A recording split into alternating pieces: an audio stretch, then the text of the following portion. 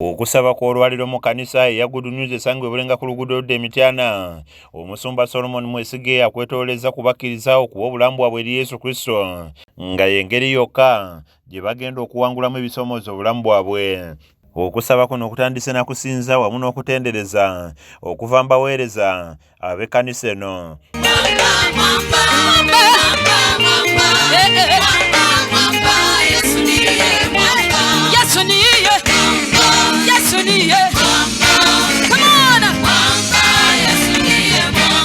Nga bw'eri enkola ye Omusumba Mwesige talemye kutwala abakiriza mu kusaba wamu n'okuzikiriza ebyo byonna ebisibya obulamu bwabwe. Say in the name of Jesus, I come against anything that is fighting my life, that is fighting my home, that is fighting my children, that is fighting my happiness.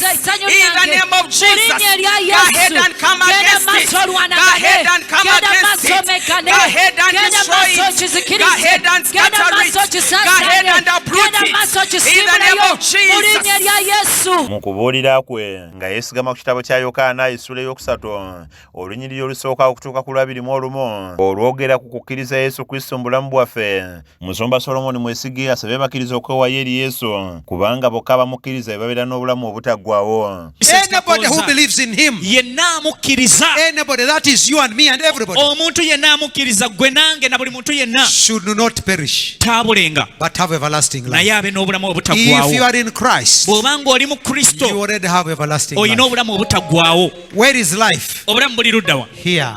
Buli wano. You have it already. Obulina. Even when you die, ne bw'ofa you are alive oli mulamu because your spirit never dies. kubanga omwoyo tegufa. Ono asabye abakkiriza obuteetiirira kubuulira njiri kubanga abamu enjiri ebaswaza okubuulira ne bamaliriza nga bagudde. And I ask you never to be ashamed of the gospel. Nkusaba nti enjiri tekukwasanga ensonyi. Kuba ye enjiri eswaza. Because there is shame that comes with the gospel.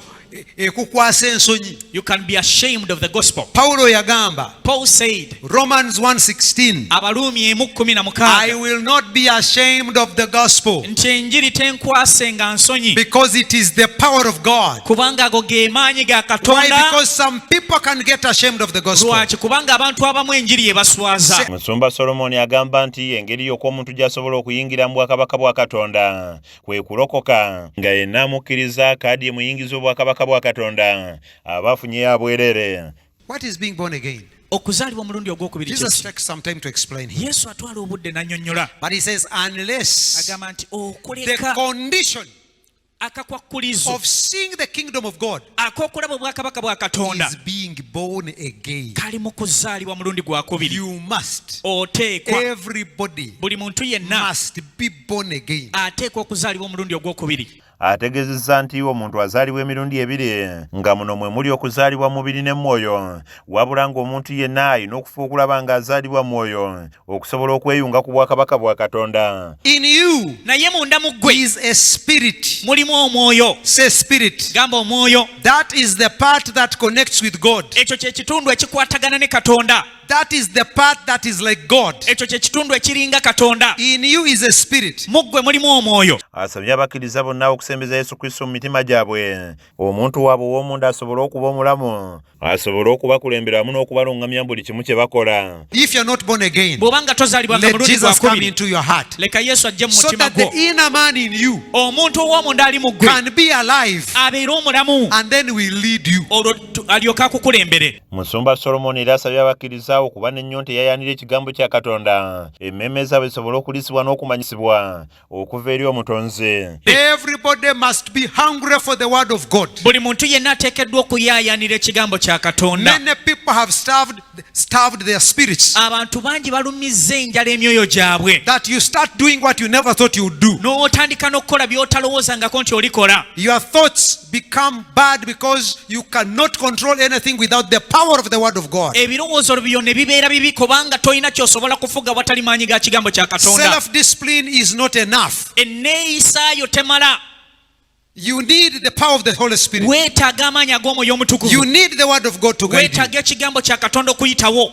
Ayongedde okukkaatiriza ensonga y'okulokoka nga buli muntu yenna alina okufuba okulaba ng'alokoka ng'akaseera ak'okusala omusango tekannatuuka. Olwaleero kyayinza okwekola kyonna ky'oyagala. Today you can do anything whatsoever. Waliwo ekisa. There is grace. Naye bw'ogaana ekisa But if you refuse the n'ogaana grace, okusembeza Kristo, you refuse to receive Jesus olujja olwo Christ, akaseera ne kaggwaawo, the moment that time ends, ne bw'olyenenya emirundi 10, however much you repent, mu kubikola Bayibuli negaa nti Bible says era in tebeenenya, Revelation ng'okwenenya tekuliiwo. that there was no repentance. Cornelius Mugerwa, KSTV, Agalero.